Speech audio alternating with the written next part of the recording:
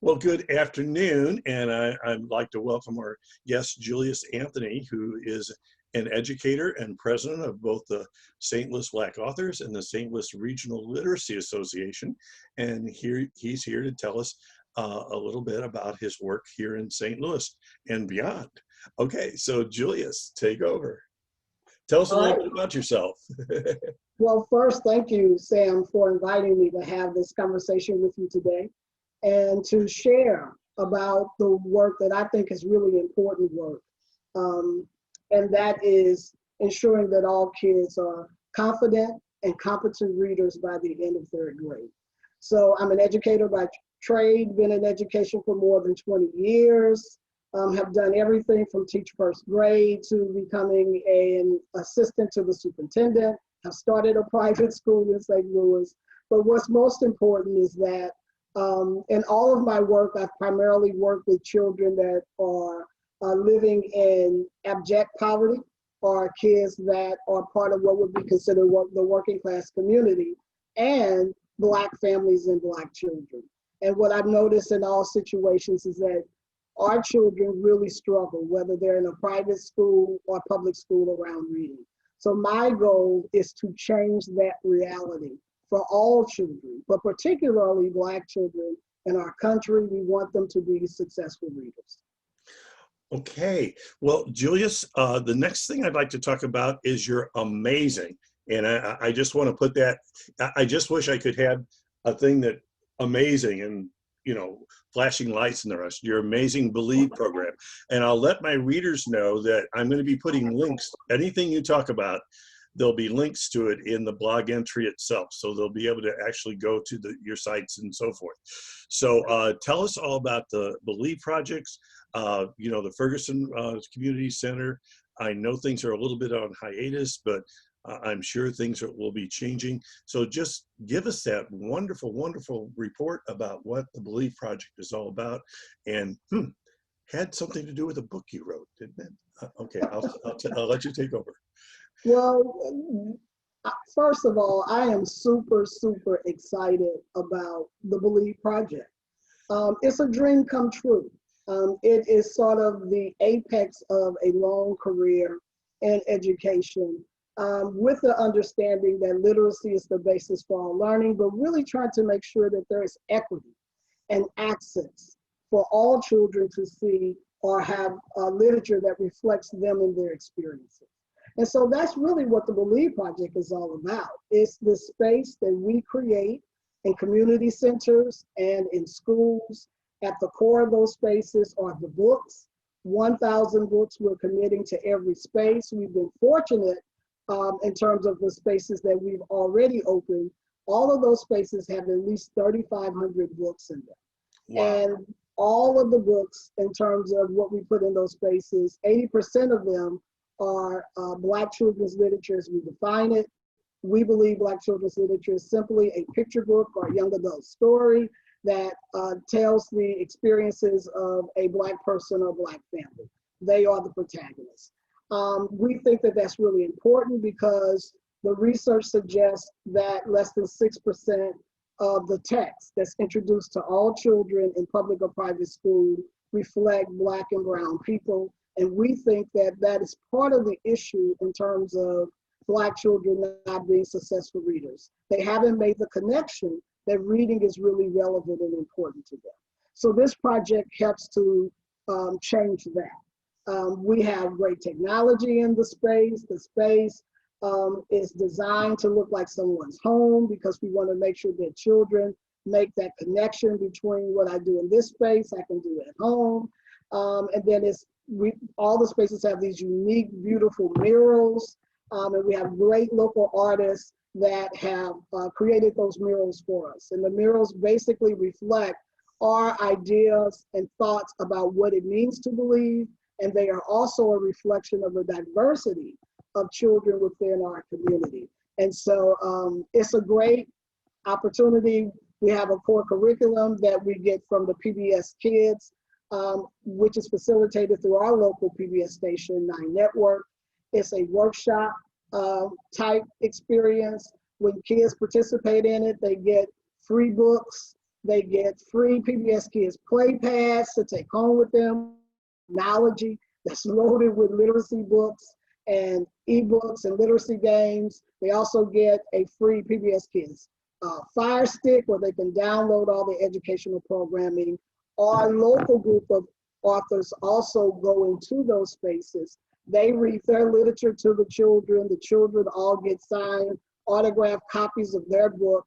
And through our partnership with Scholastic Book Fairs, we try to bring in a national author every year. And so we've done that for the past 2 years, and that's been a great experience as well. But yeah, the Believe space is a place for kids to believe and to believe that they have the power in literacy. When they fall in love with books and literacy, then they do better in school, and research suggests they do better in life. Okay, well, I had the great privilege of being at a couple of the openings, and I just have to tell my readers, oh my gosh, this is just the perfect place for kids to come, sit, be comfortable, do the reading. The local murals by local artists are just amazing. So that is just wonderful. Now, I'll embarrass you for a moment because in my mind, you have become the local Fred Rodgers, the St. Louis PBS Fred Rodgers. Tell us a little bit about what is he talking about. Okay, tell us a little bit about your PBS episodes and how all that came to be, and where, and of course there'll be links to where people can come see these episodes. But you've got another amazing project going on with that. Go ahead. Yeah, it's really an extension of the Believe Project. So everybody knows when the pandemic hit in March, schools closed. Which essentially meant that our Believe sites closed as well.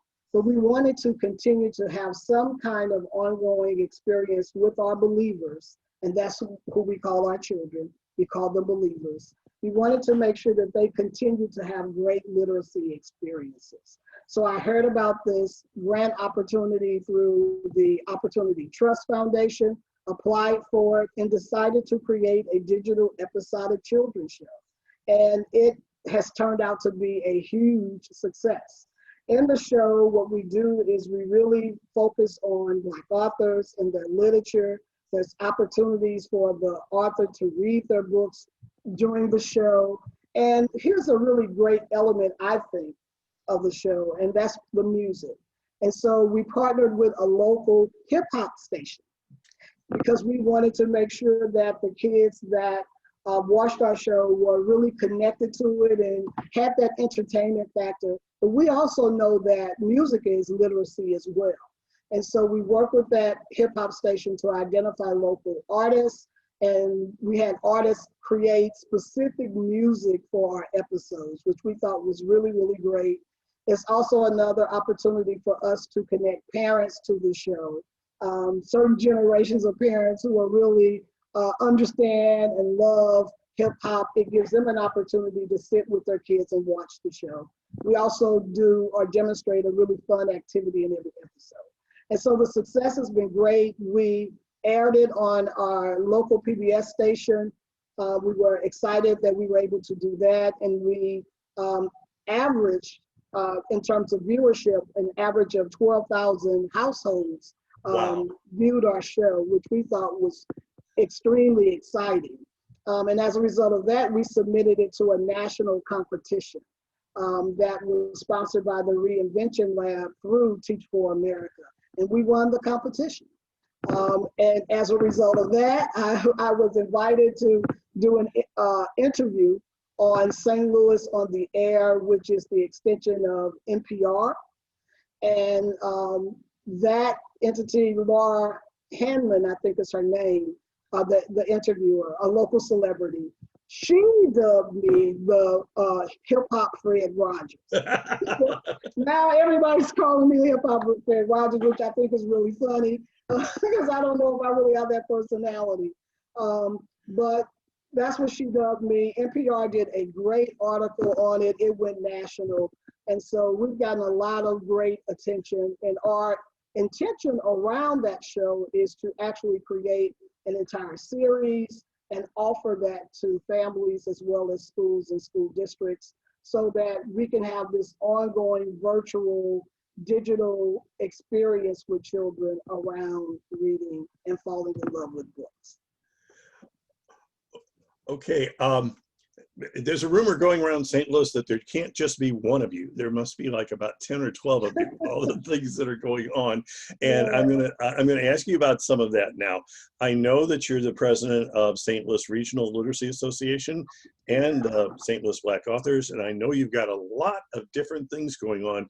Probably we could go for an hour. We can't, but we could go for an hour about all the projects. Could you just give us some highlights of some of the cooperation that you're helping to foster among the various literacy groups in St. Louis, and some of the great things you've done?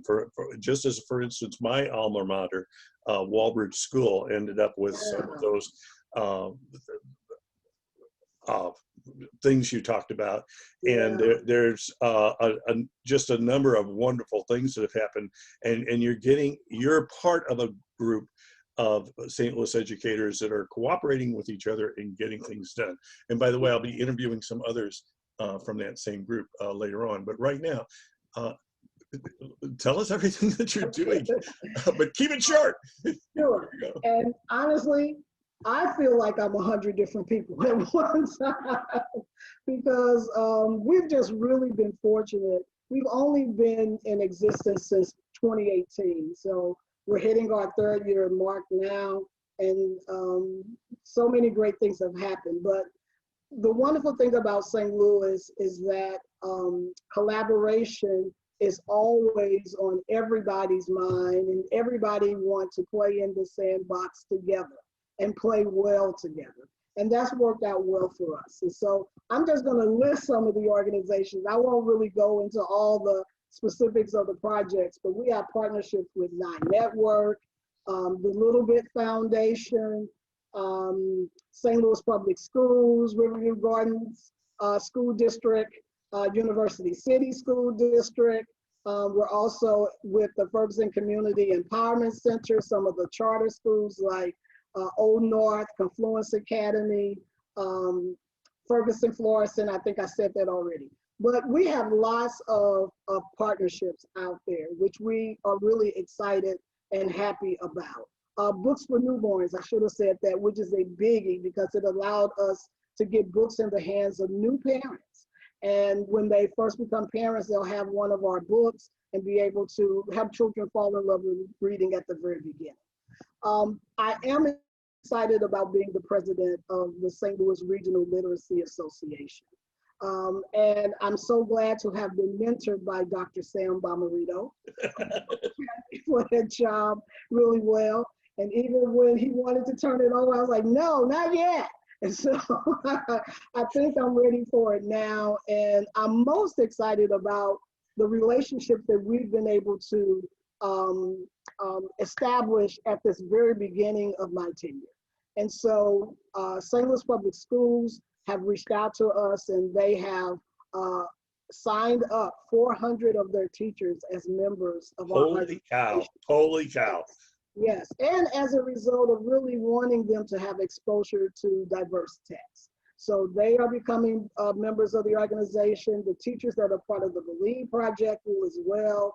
And then we have a consortium, a local consortium of daycare teachers and home care teachers that will become a part of our membership. And a lot of that has been done through the work that we do with Turn the Page St. Louis. And so I do want to say a little bit about what we're doing with them. We are establishing a speaker series that is devoted to racial equity within the children's literature space.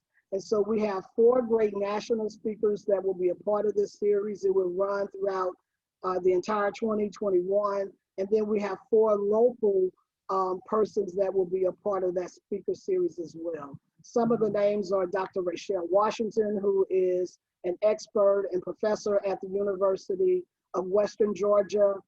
Dr. Goldie Muhammad, I can think about the school that she's a part of, but she wrote the book, Excite the Genius Within, which is a very, very popular educational book. And then there's a professor at Washington U, and his name is escaping me, but he has an endowed professorship at Washington University in the Education School of Education, as well as in the Brown School of Social Work, and he's a professor at Stanford University. And so we're really excited to bring this level of thought, this level of knowledge to our region, to make sure that our teachers and professionals here have those kinds of access and opportunity. And then they'll also do follow-up workshops as well. So a lot of great stuff going on, but that's one of the big, big things that are coming up soon. Okay, and my readers who might be interested in that turn the page business, I'll be interviewing them as well a little later on in this series of interviews. So I think it's about time to wrap things up. I will say personally that I think my single biggest accomplishment in literacy last year was to talk you into running for St. Louis Literacy Association presidency. I'm very glad, very, very, very glad that you did that. So this is the time to say, your final thoughts and goodbye. So I'm going to say goodbye right now. Okay. And it's all you, Julius. Take it over and finish us up here. So I'm an educator from the old school, and the old school educators love poems. So I'm going to end on one of the poems that I wrote for my kids when I really wanted them to inspire them to believe in themselves, as well as believe in their potential for learning. And so this is the title poem for my children's book, Me, Tempoetic Affirmation. No one looks the way I do. I have noticed that is true. No one walks the way I walk. No one talks the way I talk. I am special. I am me. There is no one. There is no one. There is no one I'd rather be than me. Believe in yourself. Okay, and we truly do believe in you too. And thank you so much, Julius. That wraps things up. Keep on keeping on. And my readers will be, all the links to everything you talked about will be in the blog. And I know they're going to be wanting to know a lot about what's going on in St. Louis. So I'll just say, bye, Julius. Bye-bye. Thanks for having me. Oh, wait, Zoom wave. We got to do the Zoom wave. All right, Okay, here we bye-bye. go.